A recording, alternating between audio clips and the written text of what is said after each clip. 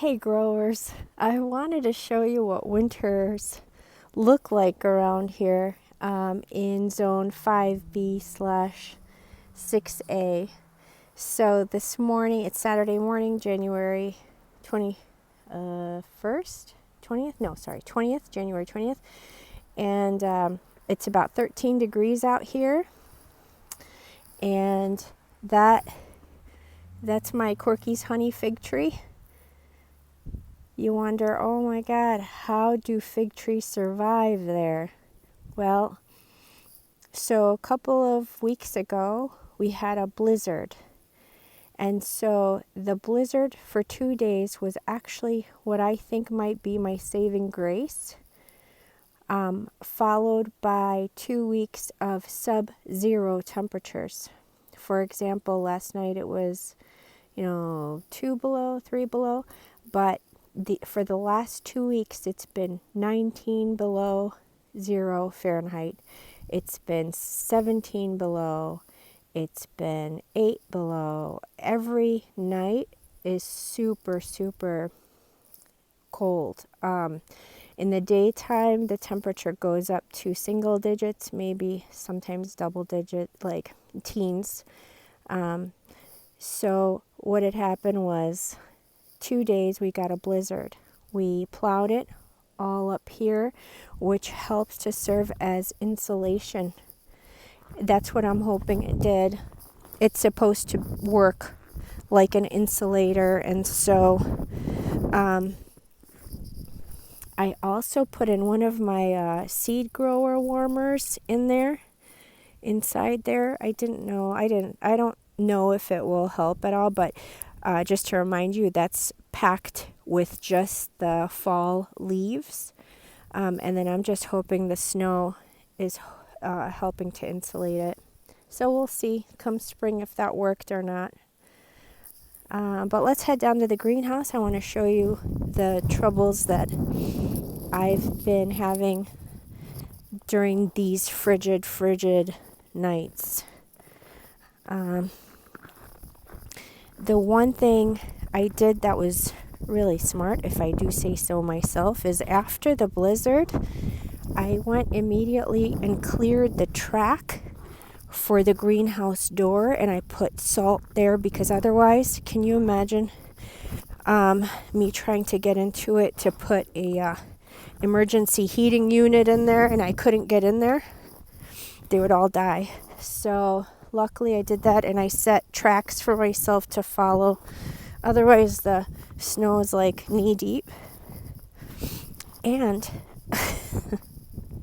I was carrying propane tanks out here, so sorry for the shaky.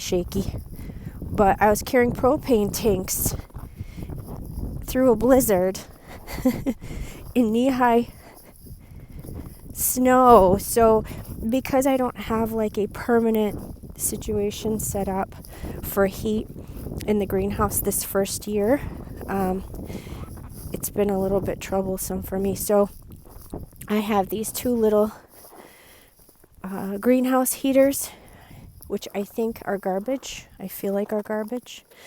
Here's the door. So I have exciting news. I did get a hold of something that I think will be awesome, and I'll show you that in just a second. Oh God, how am I going to get in here?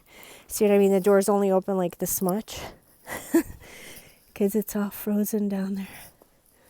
All right, sorry, it's going to be more shaky. All right, I got it. So my thermometer in the house says the greenhouse is about 26 degrees. So I don't know if that's correct. I used to look at the thermometer on this heater, and I'm no longer seeing it. No, that's not it. I'm not sure where it went. Anyway, all right, so the situation in here is this. With sub-zero temperatures that we were getting for 2 weeks straight, these were not cutting it. This one gave out. I'm going to try and return that. So like the first month it gave out, This one is still running, which I'm grateful for, but I mean, not even grateful for, because it doesn't do anything in here. It barely heats at 6 degrees, is what I noticed. So whatever the temperature is outside, it can't really keep up. It heats it in here about 6 degrees warmer than it is outside. And so sometimes that's good, and sometimes that just doesn't cut it. And in sub-zero temperatures, my goal is to keep the trees in here at least 20 degrees Fahrenheit. And that can't happen with, below zero temperatures.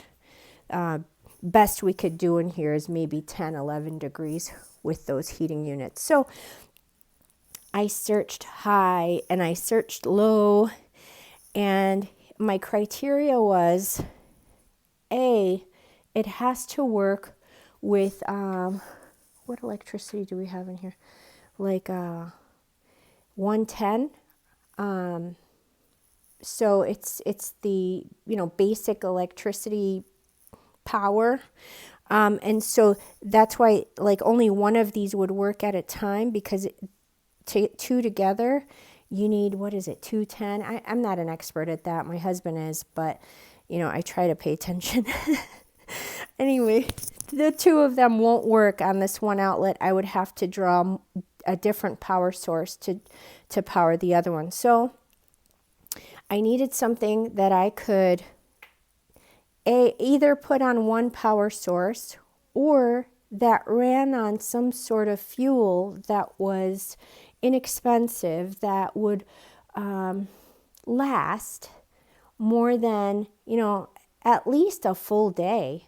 So the reason why I got all this criteria now is because to supplement the heat in here, since those couldn't handle it, I bought the propane tank, which I was telling you about in the other video, and I added this heat fan to it. And so the propane tank, set at low, takes me through 24 hours plus an additional 5 to 6 hours. And so those tanks are $20 each time I refill. And then it could be a little bit less, and it could be a lot more. And so propane was not cost efficient for me, right? And it's a little scary having propane tanks in here, right? So I was like, what am I going to do? I need to heat this entire room. I need to do it cheaply. I need it to connect to one power source. And lo and behold, I found this heater that's really designed for like campers or trailers. You want to heat up your big car, you want to heat up your camper. This is the thing. And it runs on diesel fuel. It holds about 1.5 gallons. That 1.5 gallons, they did testing like on YouTube, and the guy was running it on low for about, I think it went like, I think it could go about 3 days. In a perfect situation, that 1.5 gallons of diesel fuel can take you through 3 days of heat. Now, what you would do is, if you don't have an outlet or electricity, you could attach it to a battery, like a car battery or whatever, any kind of, is that a AC power, DC power? I don't know which one that is, but you can connect it to a battery and run it that way. So this works great because we've got an outlet out here. We'll install electricity, but it's going to just be the regular standard power outlet. So this is going to be great. It has a thermostat. It has an app. This cable right here, this is the exhaust. We've got to put it outside, and because we're keeping the door open, a lot of our heat is escaping, which stinks. So again, we're going to fix this come, either tomorrow or when the the snow melts. You believe how much snow is in here? Look at all the frost on the windows. So this unit is awesome, and it blows out, like, it runs on Celsius. I don't know if we could change that to Fahrenheit, but how bad could it be to learn Celsius? So I'll learn Celsius for now. It has this digital meter on it.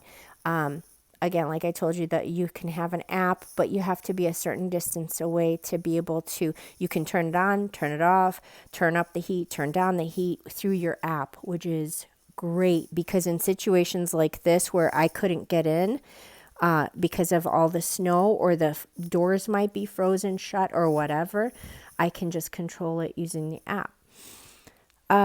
So we've had this in here one day so far. And because the doors are open, I mean, it's been a struggle to keep it heated enough. I think once we close the doors, this can take us up to like 80, 100 degrees in here, is its potential. But because of the open door draft, it's problematic. But it's keeping the temperature up. This unit by itself alone is doing it for me. And the exhaust hose actually emits a lot of heat too, so I plan to use that to my advantage too once we have the situation set up right.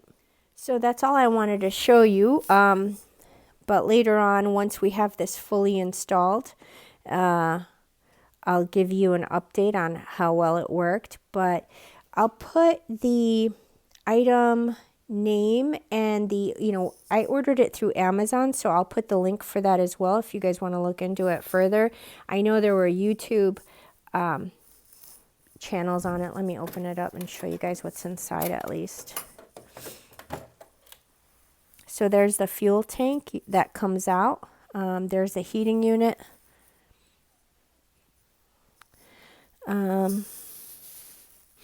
I don't want to electrocute myself because I don't know anything about this. So